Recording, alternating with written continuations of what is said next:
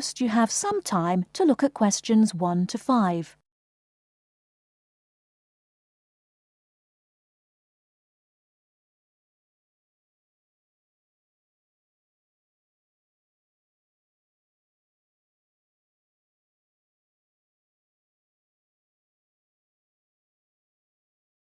Now we shall begin. You should answer the questions as you listen, because you will not hear the recording a second time. Listen carefully and answer questions 1 to 5.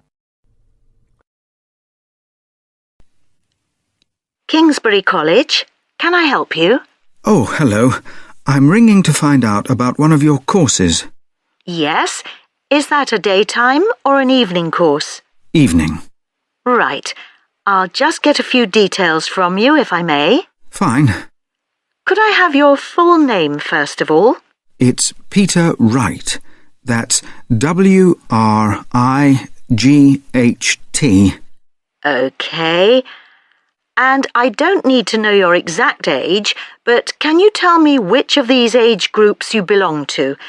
18 to 25, 26 to 35, 36 to 45, or over 45?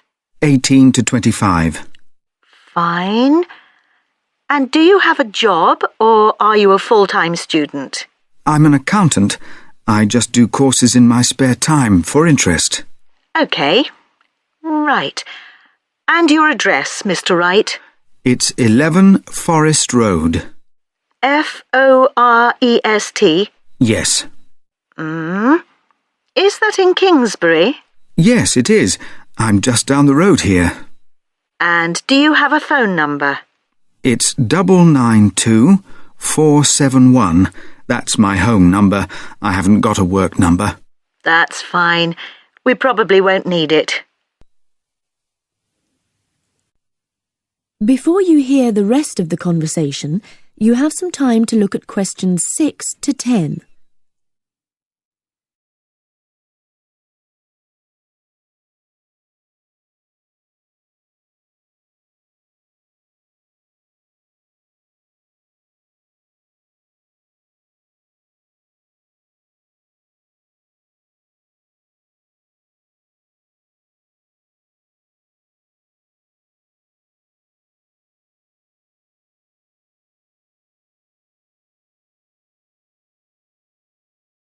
Now listen and answer questions 6 to 10.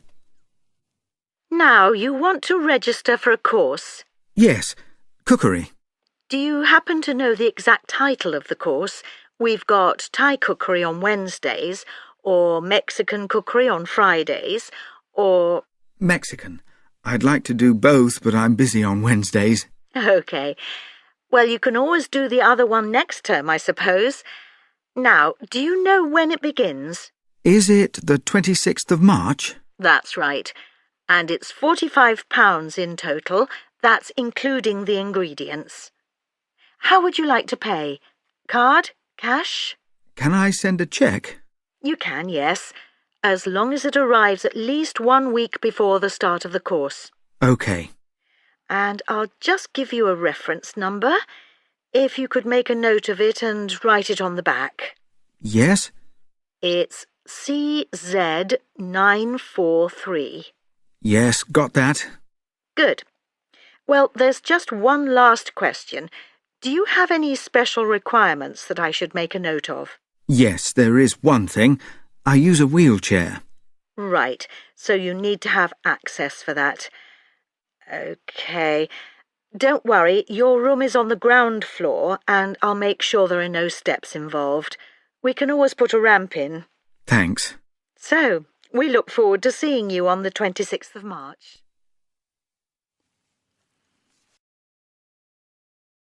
That is the end of part 1. You now have half a minute to check your answers.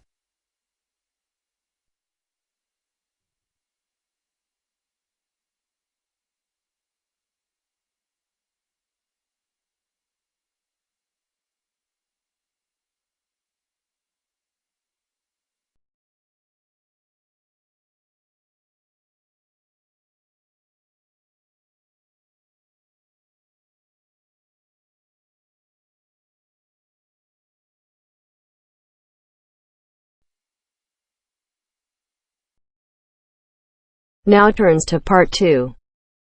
Part 2. You are going to hear a guide named Matt who is introducing their trip in Wildlife Haven. Now you have some time to look at questions 11 to 15.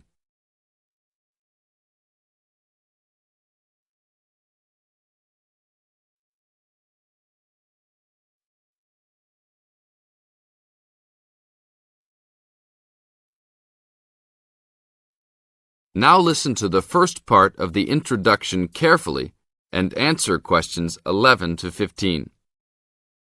Well, good morning, everybody. My name's Matt, and I'm one of the 3 guides here at Wildlife Haven. Our job is to make sure that you all have a great time here with us and go home feeling happy and relaxed.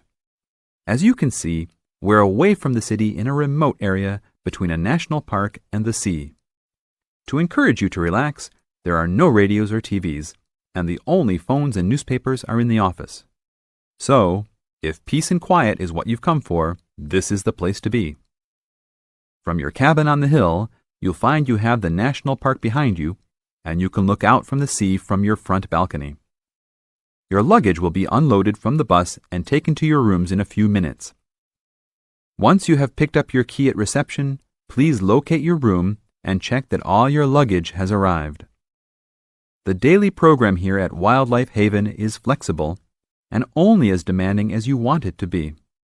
You should each have a brochure setting out the facilities and various walking tracks you can take. And on the bus, you are given a green sheet setting out a number of group tours in the coming week. If you want to join any tour, just write your name and room number on the relevant sheet along the wall here. Tomorrow, there is a beachcombers and rock hoppers tour exploring marine life in the rock pools along the beach. Or, if you'd prefer to go inland, there's a guided forest walk that takes you off the walking tracks. If you want to catch some lunch, you could join the beach fishing expedition. And at night, you'll see there is a moonlight forest walk that leaves each night at 7 p.m. So there is plenty to choose from at Wildlife Haven, and of course, that includes just sitting on your balcony watching the waves roll in. But I would recommend my favorite tour, the Waterfall Walk. This departs at sundown each day and also provides the opportunity to have a moonlight swim. Now you have some time to look at questions 16 to 20.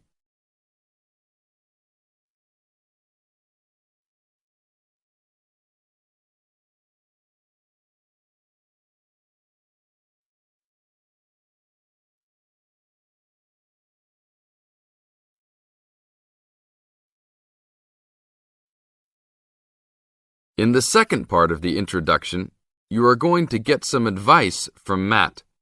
Listen carefully and answer questions 16 to 20. You've chosen to visit us in January, which is one of our hotter months. And although you may be tempted to wear a minimum of clothing, you should always take precautions against injury, particularly in the national park. This includes sensible footwear. You'd be surprised how many of our guests ignore this advice and end up being sorry.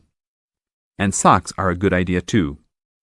And even though you might be under trees a lot of the time, it's a good idea to wear a hat in this hot climate. There's no need to be too concerned about walking in the national park, provided you use common sense. It's true that there are poisonous spiders in the park, but they are really more frightened of you than you are likely to be of them.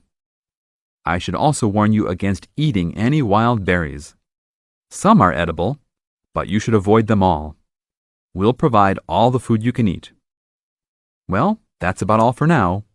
Dinner is from 6 to 8 p.m. in this building.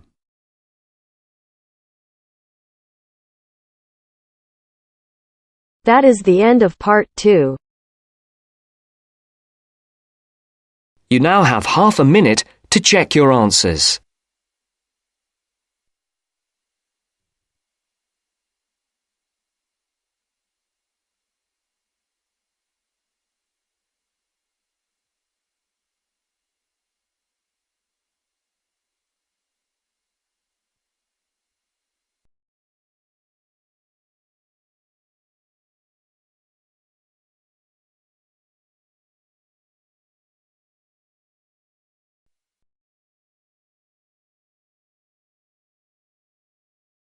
Now turns to part 3.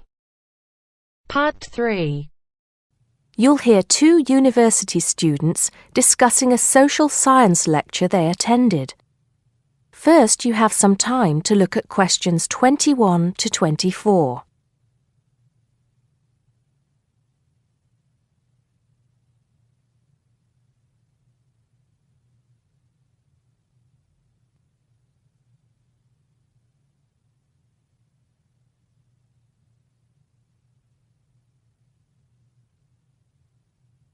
Now listen carefully and answer questions 21 to 24. Did you go to the first social science lecture yesterday? Yeah. Didn't you see me there? No. I was trying so hard to understand the lecturer. What didn't you understand? A lot of it, really. For example, he said we needed to study history as part of the course, but I didn't get why. You probably missed it. He said early on that we need to learn from our past mistakes. Right. But he also said we need to put ourselves in the place of our ancestors. Why is that? I think the point is that it's not enough to know how they lived and what they did. We need to know what they thought. I see. And I've written transferable skills in my notes next, but I have no idea what that means. If you study social science, you learn skills that you can use in a job. Oh, right. Is that all? Okay, but why is that?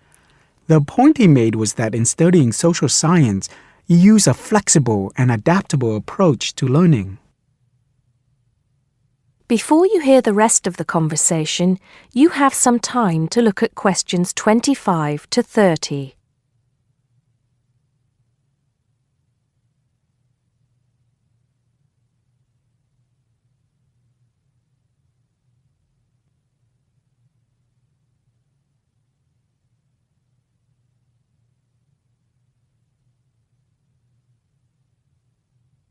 Now listen and answer questions 25 to 30. He also kept mentioning all the other subjects we will need to study as part of the course. I didn't write them all down, did you? Some of them. I think I can make sense of my notes.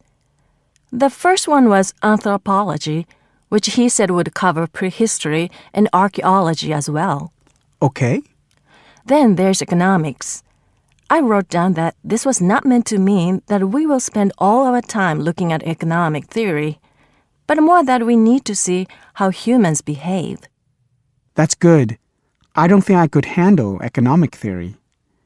He said something about education too, didn't he? Yeah. He said we'll be looking at how cultural information is handed down from one generation to the next through teaching children. He said we'd be focusing on geography too, but I can't really remember which aspects. Can you? I noted it down, I think. Here we are, yes, particularly in relation to urban planning. It's law that I got confused about. I didn't understand why he linked that to economics. I think he meant that laws affect the way wealth is distributed. That makes sense. Now, what are the science wars? Okay, I did get that. The science wars are about how social science collects information. In sociology and social work, and in social science generally, they can only study patterns of behavior and observe. If you compare that to the way scientists work in physics or chemistry, it's very different because they use specific experiments that can be tested and which give concrete answers. Social studies is often accused of being unscientific. That's all. Okay. But it still looks like a good course, doesn't it? You don't have any regrets, do you? None at all. I'm looking forward to it.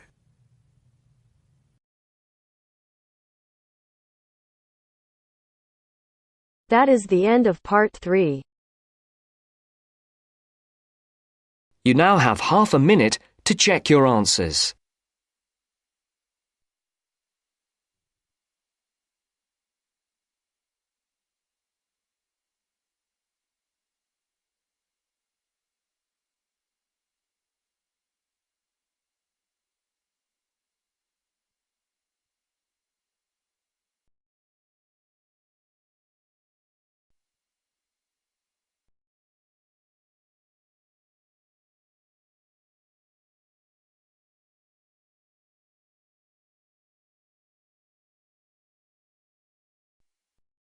Now turns to Part 4.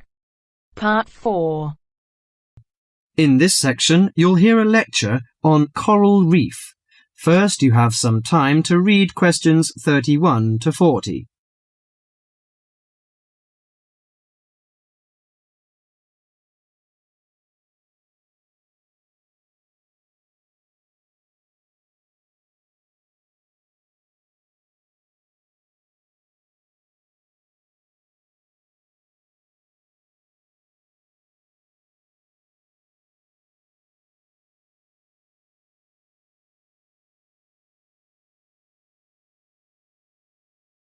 Now listen carefully to the lecture and answer questions 31 to 40. Do you fancy diving in the wonderful world of coral reefs, green sponges, colourful fish and red crabs? It is a rich garden beneath the waves. But how much do you know about the corals? Are they animals or plants? What are the threats to coral reefs? Today, Mr. Tim Harford, Executive Director of the Coral Reef Alliance, is going to introduce the facts about coral reefs. Good afternoon, everyone. Coral reefs are one of nature's most magnificent creations. It is filled with thousands of unique and valuable plants and animals. Over 1/4 of all marine species depend on healthy coral reefs. Humans also depend on coral reefs. These marine ecosystems are the primary source of food and income for millions of people, a vast repository of valuable chemical compounds and medicines, and a natural wave barrier that protect beaches and coastlines from waves and storms. Coral is actually the exoskeletons of coral polyps. Made from limestone, these skeletons build up over time, forming the reef. New corals are born each April. At a certain hour, on a certain night, mature corals suddenly release clouds of eggs and sperm into the sea. After the fertilized eggs take root on the seafloor, they can grow up to 15 centimeters per year. Coral reefs are present in the waters of over 100 countries. These are warm, 18 to 29 degrees centigrade, shallow, sunny regions primarily between the tropics of Cancer and Capricorn.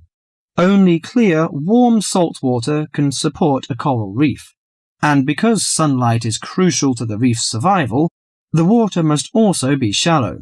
The algae that grow on coral provide much of the coral's food. In deeper water, algae cannot get the sunlight they need to grow.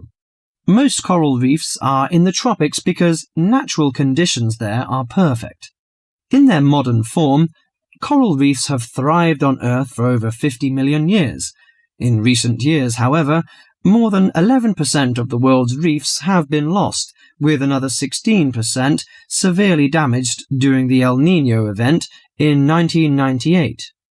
Up to 32% of coral reefs may be destroyed by human activities in the next 30 years if we do not take action now. Corals and coral reefs are extremely sensitive. Slight changes in the reef environment may have detrimental effects on the health of entire coral colonies. These changes may be due to a variety of factors. One of the greatest threats to coral reefs is human expansion or development. As human population increases, so does the harvest of resources from the sea. Due to overfishing, reef fish populations have been greatly decreased in some areas of the world. The removal of large numbers of reef fish has caused the coral reef ecosystems to become unbalanced. As we know, corals are also very popular as decorations. A large amount of the most healthy corals are selected by commercial collectors. They sell the corals to souvenir shops, where a large number of tourists wait to purchase them as decorations or souvenirs. Coral reefs also receive much damage from both commercial and private vessels. The leakage of fuels into the water and the occurrence of spills by large tankers are extremely damaging to local corals. Although much of the coral reef's degradation is directly blamed on human impact, there are several natural disturbances which cause significant damage to coral reefs. The most recognized of these events are hurricanes or typhoons, which bring powerful waves to the tropics. These storm waves cause large corals to break apart and scatter fragments about the reefs. Home to a diverse community of creatures, coral reefs are underwater treasure chests of colour and activity. Predators and prey swim and crawl among the coral in nature's never-ending dance of life and death. This lively, fascinating world beneath the waves is just waiting to be explored. That is the end of part 4. You now have half a minute to check your answers.